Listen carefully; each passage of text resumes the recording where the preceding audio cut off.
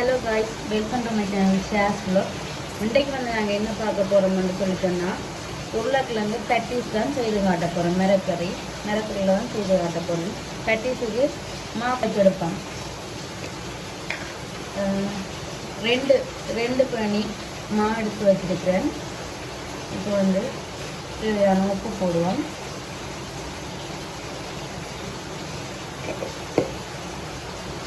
கலப்பம் கலந்துட்டு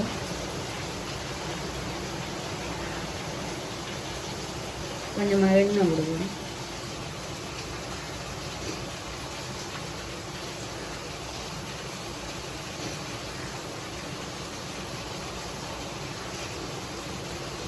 வடிவாக கிளப்பிட்டு தண்ணியை விட்டு குழைச்சி எடுக்கிறது தான். இறுக்கமாக குழைக்காமல் லூஸாகவே குழைச்சி எடுக்கணும். கொஞ்சம் கொஞ்சமாக தண்ணி விட்டு குழைச்சி எடுத்துட்டு பார்ப்போம். இப்போ கையில் ஒட்டாமல் வந்துட்டு எண்ணெயும் போட்டு நாங்கள் தானே இந்த பதத்தில் குழைச்சா சரி. இனி இதை அப்படியே வச்சுட்டு மூடி வச்சுட்டு கறியை செய்துட்டு இனி இதை எடுத்து தட்டிட்டு செய்வோம். அதுக்கு மேலால் காயாமல் இருக்கிறதுக்கு கொஞ்சமாக காயாமல் இருக்கிறதுக்காண்டி எண்ணெயை தூக்கிட்டு மூடி வைப்போம். இது அப்படியே இருக்கட்டும். இனி கறியை செய்துட்டு இதை எடுக்க சரியாக இருக்குது. இப்போ நான் பேட்டிஸுக்கு 4 உருளைக்கிழங்கு எடுத்து வச்சுக்கிறேன். உருளைக்கிழங்கு கறி தான் நான் செய்ய போகிறேன். அப்போ 4 எடுத்து வச்சுக்கிறேன். ப்ரெஷர் குக்கரில் அவிச்செடுப்பேன் உருளைக்கிழங்கு. உப்பு போடக்கூடாது. உப்பு போட்டால் அவியாது. உப்பு போடாமல் நான் பாதியாக வெட்டி வச்சிருக்கிறேன். கறிக்கு நான் இன்றைக்கி பெரிய வெங்காயம் தான் எடுத்துக்கிறேன். சின்ன வெங்காயம் இல்லை, பெரிய வெங்காயம் தான் எடுத்துருக்கிறேன்.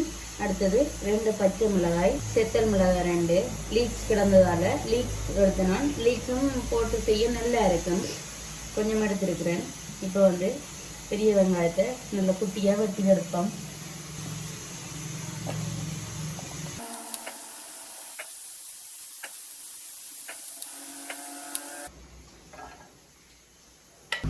அடுத்ததாக லீக்ஸை வெட்டுவோம். கறிக்கில் போடுறதால சின்ன வெட்டுறேன்.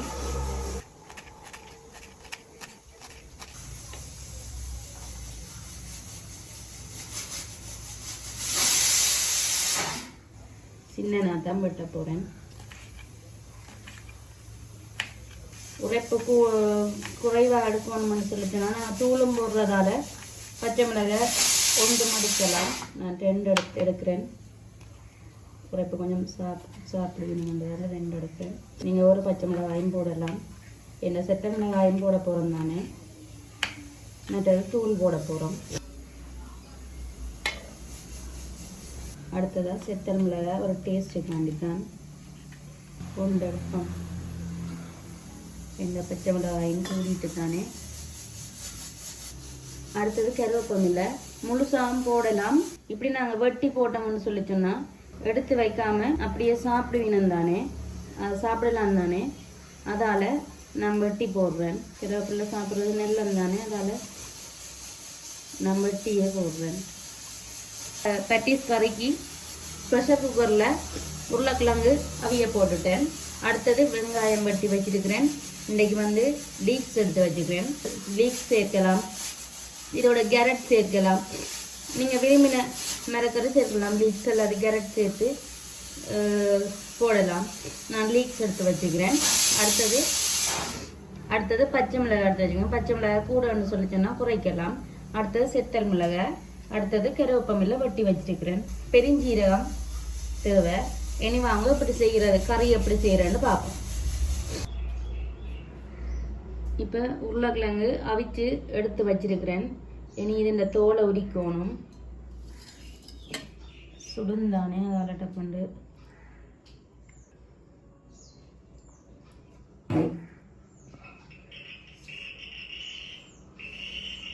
இது பச்சை தண்ணியாக எடுத்து வச்சுக்கிறேன். கொஞ்சம் உரிக்க ஈஸின்றதால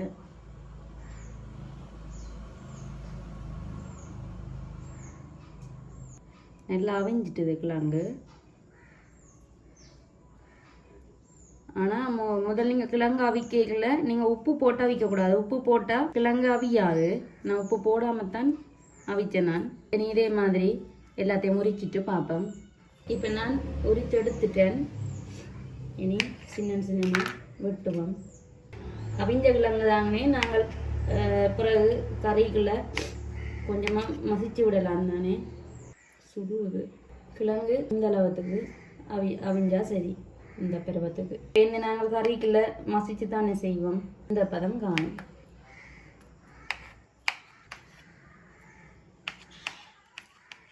இப்போ சட்டி சூடாயிட்டுது. எண்ணெயை விடுவோம். கறிக்கு ஒரு 10 டேபிள் ஸ்பூன் காணும். எண்ணெய் சூடாகட்டும். இப்போ எண்ணெய் சூடாகிட்டுது. இப்போ முதலாவது வெட்டி வச்ச வெங்காயத்தை போடுவோம்.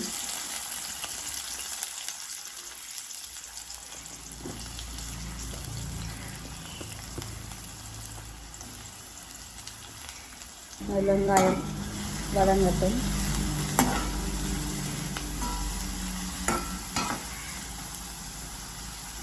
இப்போ நான் பச்சை மிளகாயம் போட்டு பெருஞ்சீரகத்தையும் போட போகிறேன். வட்டி வச்ச பச்சை மிளகாய்,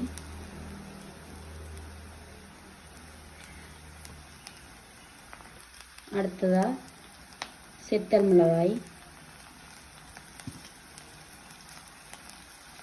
அடுத்ததா பெருஞ்சீரகம், அடுத்தது பெருஞ்சீரகம்,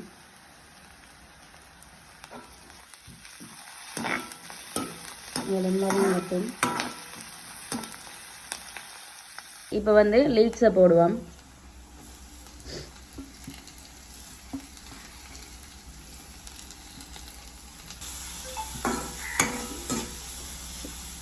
அடுத்ததா வெட்டி வச்ச கருவேப்பிலையை போடுவோம்.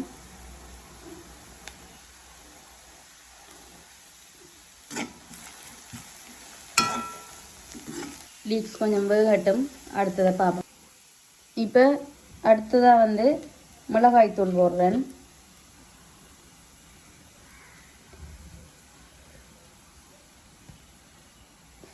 அடுத்தது தூளுப்பு,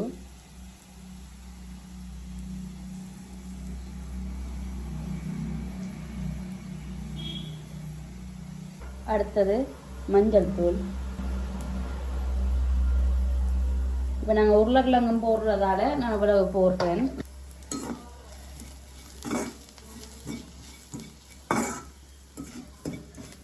அடுத்ததாக உருளைக்கிழங்கு போடுவோம்.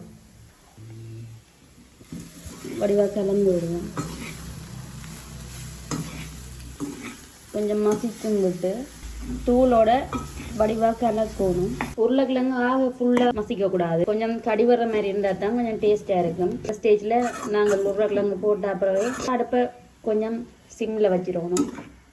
அடி பிடிச்சிடும். இப்போ கறி ரெடி. அடுத்தது பெட்டிஸை செய்வோம். கறியை அடிப்பிடிக்க வச்சிடக்கூடாது, ஆக மசிக்கவும் கூடாது. அடுத்ததாக கறியும் செய்து எடுத்து வச்சாச்சு. இப்போ நாங்கள் பெட்டிஸோ ஒன்றா சுடுவோம். அதுக்கு முதல் பெட்டிஸை செய்வோம். அதுக்கு இங்கே நான் பெட்டிஸ் அச்சு எடுத்து வச்சிருக்கிறேன். இனி பெட்டிஸ் அச்சில் எண்ணெய் கொஞ்சத்தை போடுவோம். எண்ணெய் விட்டு வரத்துக்காண்டி எண்ணெய் கொஞ்சம் பூசி விடுவோம். அடுத்தது இதில் கொஞ்சம் எண்ணெயை போட்டுட்டு நாங்கள் முதல் எடுத்து வச்சுருக்கோம், குழச்சி வச்சிருக்கிறோம் தானே. கொஞ்சமாக எடுத்து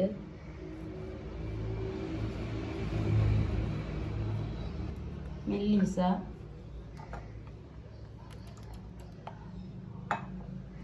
விட்டு மண்டதால் இதுலேயும் தண்ணியை போட்டுறேன். மெல்லிசா தட்டுவோம். இப்போ மெல்லிசா தட்டிட்டேன். இப்போ இந்த அச்சு இருக்கு தானே, அச்சில் இப்படி வச்சுட்டு இந்த பக்கமாக கூட கறி வச்சா என்ன நடக்குமெண்டா பிரிய பார்க்கும். எண்ணெய்க்குள்ள போடைக்குள்ள பிரிஞ்சிடும். கொஞ்சம் இதுக்கு நீங்கள் முட்டையை அவிச்சு போட்டு முட்டை பாதியாக ஒரு சின்ன துண்டு பாதி இந்த அளவுக்கு வெட்டி போட்டு இதை விட கொஞ்சம் கறியாக வச்சுட்டு, நான் இப்போ இந்த கறி மட்டும்தான்றதால இவ்வளோ வைக்கிறேன். இதை விட கொஞ்சம் கறி வச்சு போட்டு இந்த பக்கம் கறியும் இந்த பக்கம் மேலே முட்டையும் வச்சுட்டு இப்படியே மூடி அமர்த்த வேண்டியதுதான். அடுத்தது பெட்டிஸ் நாங்கள் இறைச்சியில் செய்யலாம்.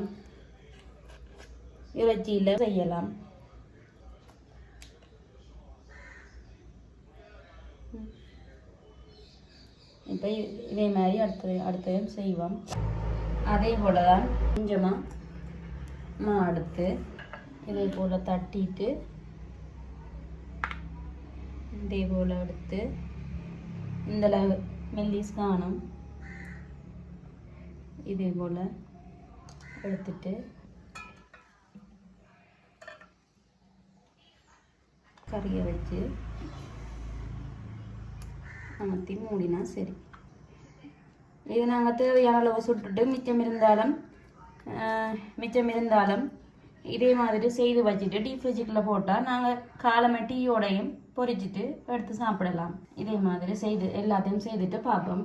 இப்போ பட்டீஸ் எல்லாம் செய்து எடுத்து வச்சிருக்கிறேன். இனி பொரிச்செடுப்போம். வாங்க பொரிச்செடுப்போம். சட்டி சூடாயிட்டு எண்ணெயை விடுவோம்.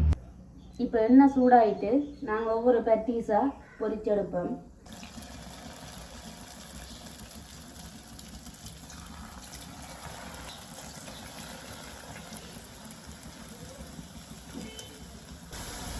இப்போ பிரட்டும்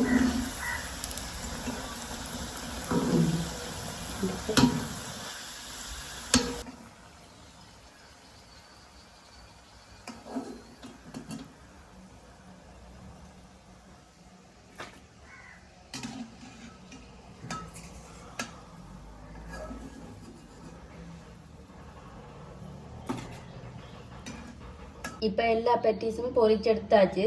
இப்போ பிச்சு பார்ப்போம்.